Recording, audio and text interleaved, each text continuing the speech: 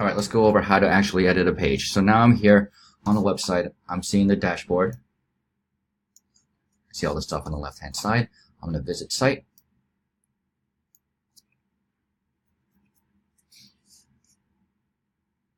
As I visit the site, I'm going to select the page that I want to edit. So I'm going to click Academics.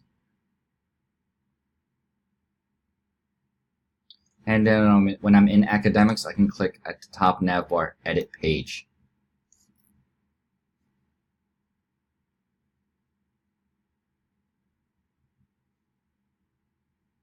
Edit Page shows me what's underneath the hood of this page, so I see all my different